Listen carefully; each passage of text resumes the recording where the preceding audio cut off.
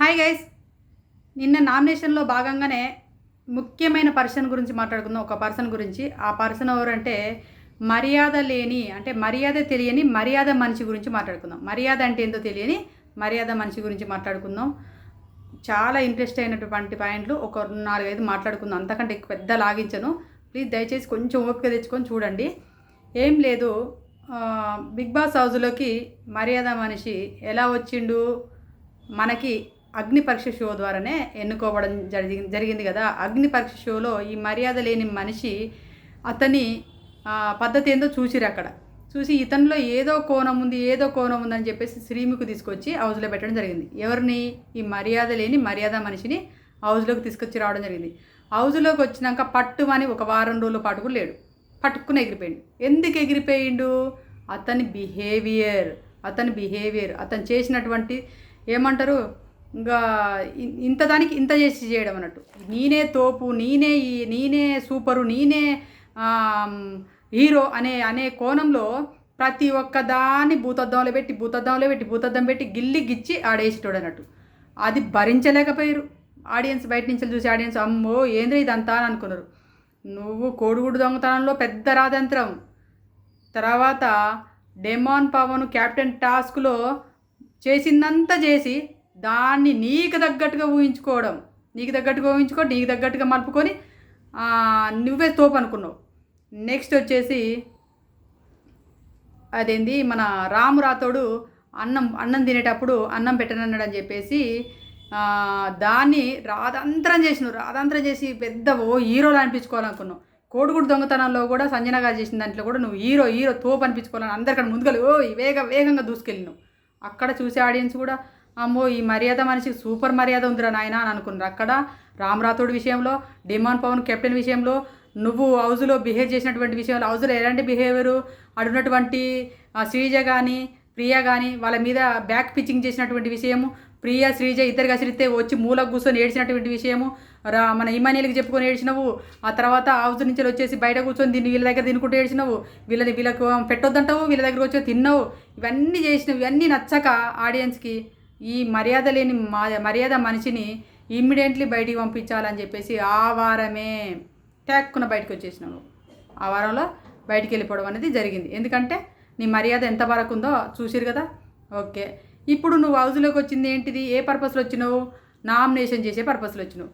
Nomination చేసే పర్పస్లో వచ్చిన తర్వాత బయట ఆడియన్స్ కోణంలో చూసొచ్చి టార్గెట్ చేయడం అనేది ఎవరికైనా, మీరు నమ్మిన నమ్మపోయినా ఎవరికైనా ఈజీ. చిన్న బుడ్డ పిల్లకు కూడా అది ఈజీ. ఏముంది, చూసిన ముక్కలు మాట్లాడవచ్చు, టక్క నువ్వు చేసినావు అది మాట్లాడవచ్చు, ఎవరైనా మాట్లాడతారు. నువ్వు మంచి ఇంటెలిజెంట్ పర్సన్ అంటే ఇంటెలిజెంట్గా ఎలా ఉండాలి, క్వశ్చన్స్ ఎలా అడగాలి? నేను అడిగిన ఇంటిచ్చిన, నేను అక్కడ ఏమి ఇంటిచ్చినా కప్పు తీసుకొచ్చి నాగార్జున గారు ప్రతి సంవత్సరం ఒక విన్నర్ చేతిలో పెడతా ఉంటాడు. ఇక్కడ ఇమాన్యుయల్ నీ కప్పు తీసుకొచ్చి నీ చేతిలో పెడతా అంటే నువ్వు దాన్ని తిరస్కరించినావు అని ఎవరికి? డైరెక్ట్గా కళ్యాణ్కి చెప్పిండు. కళ్యాణ్కి అక్కడ చెప్పింది, కప్పు ఎవరు తీసుకొచ్చి ఇస్తారు? ఇమాన్యుయల్ కప్పు తీసుకొచ్చి ఇచ్చి అంటే నామినేషన్ స్లిప్ తీసుకొచ్చి చేతిలో పెడితే అది కప్పు అయిపోయిందంట. తనుజన్ నామినేషన్ చేసి ఉంటే కళ్యాణ్ డౌన్ ఫాల్ అయ్యేవాడు. అతను ఏం రీజన్తో నామినేషన్ చేద్దాం అనుకున్నాడు ఒకసారి విన్నావా? అతను ఏం చేద్దాం అనుకున్నాడు? మన ఎవరిది, సుమన్ శెట్టి గారిని తనుజ నామినేషన్ చేసినప్పుడు ఆ పాయింట్లు అట్ట నచ్చలేదట. సేఫ్ గేమర్గా అనిపించిందని నామినేషన్ చేద్దాం అనుకున్నాడట. నెక్స్ట్ వచ్చేసి కళ్యాణ్ ఇంకా ఎవరిది, మన ఆయిష చెప్పినటువంటి మాటలు, ఆయిష నీతో చెప్పలేదు, కళ్యాణ్తో చెప్పలేదు. అక్కడ ఇమాన్యుయల్ తర్వాత దివ్య వీళ్ళిద్దరి దగ్గర డిస్కషన్ చేసింది. ఆ పవర్ ఉంచాలా లేదా డిస్కషన్ చేసినటువంటి మాటలు కూడా ఈయనకు సేఫ్ గేమ్గా అనిపించినాయట. ఎవరికి? కళ్యాణ్ అనే పర్సన్కి సేఫ్గా అనిపించినట. అక్కడ రమ్య అయ్యే మాటలతోటి నామినేషన్ చేస్తే మళ్ళీ నేను నామినేషన్ ఎందుకు చేయాలని చెప్పేసి చేయలేదట. నీకు ఒక అనకూడదు, విశ్వాసం అనేది లేదు. ఎలా అంటే నీకు క్యారెక్టర్ అసెస్మెంట్ చేసిన వాళ్ళ మీద నువ్వు నామినేషన్ చేయలే, కానీ నీ క్యారెక్టర్ ఎక్కడ పాడవుతుందో అని చెప్పేసి స్టాండ్ తీసుకున్నటువంటి పర్సన్ను నామినేషన్ చేయని చెప్తున్నాడు చూడు మర్యాద మనిషి. ఈయన బ్రెయిన్కు ఇంటెలిజెంట్ బ్రెయిన్, సెల్యూట్ కొట్టాలి ఈయన బ్రెయిన్కు. గుర్తుపెట్టుకోండి, సూపర్ తోపు థాట్స్ అన్నట్టు ఈయన. ఎవరి? మర్యాద మనిషి. ఈయన ఏం చేసి వచ్చిండు? తనుజన్ టార్గెట్గా పెట్టుకొని వచ్చినావు. నువ్వు తనుజన్ టార్గెట్ పెట్టుకొని డైరెక్ట్ తనుజన్ టార్గెట్ చేస్తున్నాడు మర్యాద మనిషి. ఈయన ఇంకా ఏం చెప్తున్నాడు? నువ్వెందుకు చేయలేదు, ఎందుకు చేయలేదు, ఎందుకు చేయలేదు, ఎందుకు చేయాలి? ఆయనకు అప్పుడు అనిపించింది కావచ్చు, అరే నేను తప్పుదారిలోకి వెళ్తున్నా, ఈ తప్పుగా పోర్ట్రేట్ అవుతుందా అని చెప్పేసి ఆలోచనతోటే ఆయన నామినేషన్ చేయలేదు. అంతకు ముందే 10 నిమిషాలకు ముందే తనుజ నాకు ఏ సపోర్ట్ చేసింది, తనుజ నేను ఇక్కడ ఇవాళ నేను ఈ స్థితిలో ఉన్నంటే తనుజనే నా కారణం, నేను ఎక్కడో బాధపడుకుంటూ ఉన్నోని నన్ను లేపుకుంటూ వచ్చింది తనుజ, నాకు ప్రతి చోట తనుజ సపోర్ట్ చేసిందని చెప్పేసి కళ్యాణ్ చెప్పుకుంటున్నాడు. ఆ చెప్పుకొని మళ్ళీ ఇమాన్యుల్ దగ్గర పోయి నామినేషన్ చేస్తాను చెప్పిండు. అక్కడ కళ్యాణ్ తప్పని తెలియట్లేదా నీకు? తనుజ ఇప్పుడు ఎవరి చేతులు ఎవరు పోయింది, ముద్దు ముద్దు మాటలు మాట్లాడి ముద్దమందారం పువ్వు చెవులో పెట్టి, అంటే ముద్దమందారం సీరియల్ తీసింది ఎవరు? తనుజ.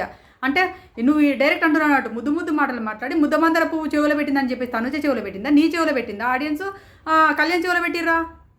ఆడియన్స్ అనేవాళ్ళు నీ చెవులో ముద్దమందార పువ్వు కాదు, ఇంకా కాలీఫ్లవర్ కూడా పెట్టితేనే నువ్వు బయటకు వచ్చినావు. మర్యాద మనిషి గారు, మీరు ఆ వారంలో మీరు చేసినటువంటి చేష్టలకే బయటకు వచ్చేసారు. మీరు పెద్ద పువ్వు పెట్టిరు మీ తలలో పెట్టడం వల్ల మీరు బయటకు వచ్చేసారు.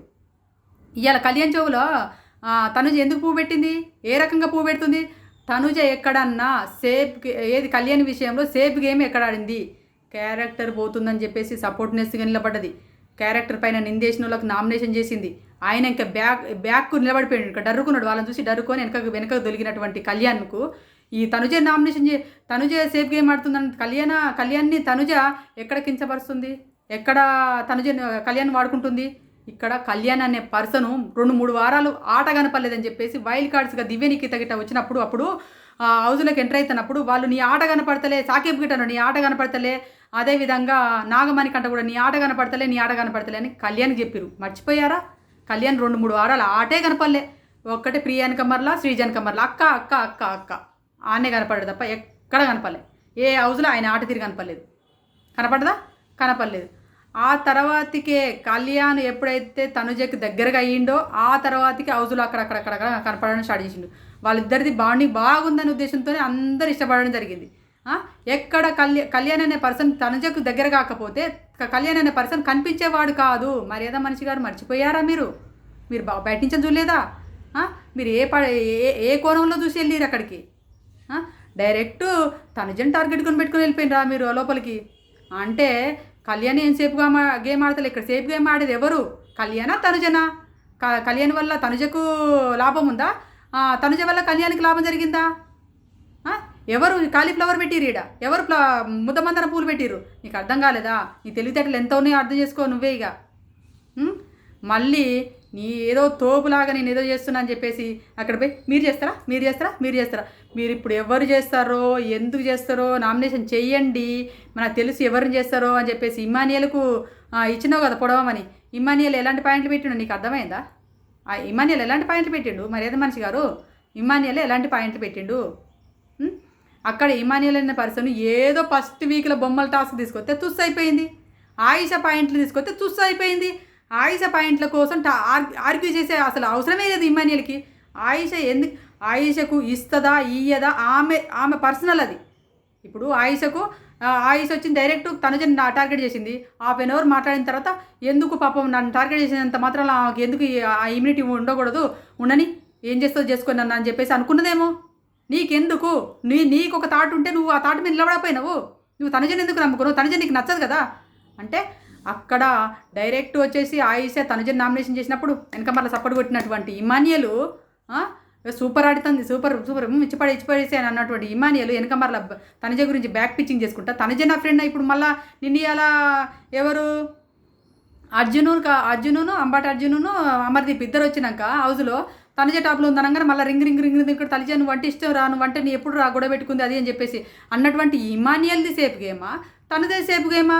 ఆటలలో ఇమానియల్కు తనుజ ఇవాళ వాస్తవాన్ని చెప్పాలంటే క్యాప్టెను శ్రీజ చేయలేదు. ఇమానియల్ క్యాప్టెన్కు చేసేటప్పుడు ఫస్ట్ క్యాప్టెన్ అయినప్పుడు శ్రీజాను దివ్యనికిత వీళ్ళందరూ సపోర్ట్ ఏది సంజన గారు సపోర్ట్గా బాల్ వేసే టాస్క్లో సపోర్ట్గా నిలబడ్డారు కాబట్టి ఇమానియల్ క్యాప్టెన్ అయ్యింది. ఒక్క నిమిషం ఆలోచించకుండా హౌస్ మేట్స్ చేసినటువంటి సాక్రిఫైజ్ని ఆలోచించకుండా క్యాప్టెన్ బీకిచ్చి వాళ్ళ అమ్మకి ఇచ్చేసిన ఆ బాండింగ్లు కనపడలేదా? నువ్వు తనుజతో బాండింగ్ పెట్టుకుంటే తొక్కబడతావని చెప్పేసి కళ్యాణ్ చెప్తున్నావా? ఆ బాండింగ్ అది అందరిది. అసలు హౌస్లో ప్రతి ఒక్కరికి ఒక్కొక్క బాండింగ్ ఉంది. బాండింగ్ లేనిది ఎవరిది? వీళ్ళిద్దరు ఎందుకు హైలైట్ చేస్తున్నారు?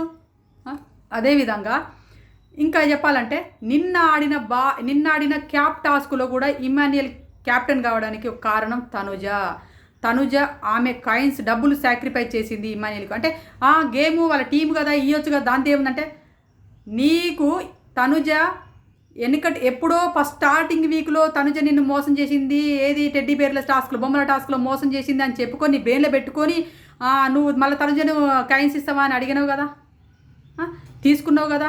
ఆ పర్సనల్ ఎందుకంటే ఆమె దొంగతనం చేసుకొని వచ్చినటువంటి కాయిన్స్ అయ్యి నీకు ఇవ్వాలని రూలే లేదు కదా, ఆయన ఇచ్చింది. ఎందుకంటే నా ఫ్రెండ్ అన్నావు అంత ముందుకే.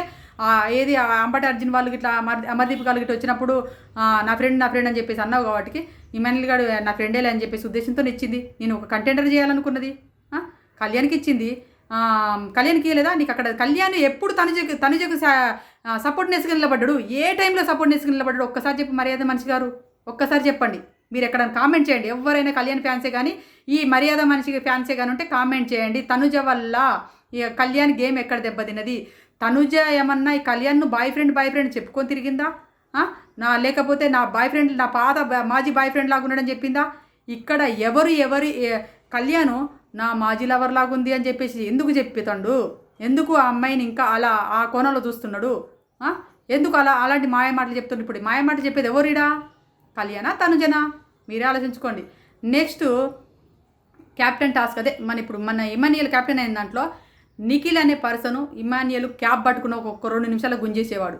నిఖిల్ను ఆగబట్టింది తనుజ. ఆ రౌండ్లో నిఖిల్ చేయి పట్టుకొని ఆమెకు హెల్త్ ఇష్యూస్ వచ్చినాయి, అంటే జ్వరం వస్తుంది, ఫీవర్ వస్తుంది, అయినా కూడా ఎక్కడ తగ్గకుండా ఫార్గా అటువైపేమో దివ్యనికిత లాగింది, ఇటువైపేమో తనుజ లాగింది. వీళ్ళిద్దరు లాగడం వల్ల క్యాప్ ఇమాన్యుయల్ చేతులనే ఆగిపోయింది. అదే క్యాప్ వీళ్ళిద్దరు లాగపోతే 1 నిమిషంలో ఎవరు లాక్కునేవాళ్ళు? నిఖిల్ లాక్కున్న తర్వాత ఎవరు తీసేసేవాడు? ఎవరు అప్పుడు ఆ టైంలో ఎవరున్నారు? ఇమాన్యుయల్ ఉంటాడు కాబట్టి ఇమాన్యుయల్ తొలగించేవారు.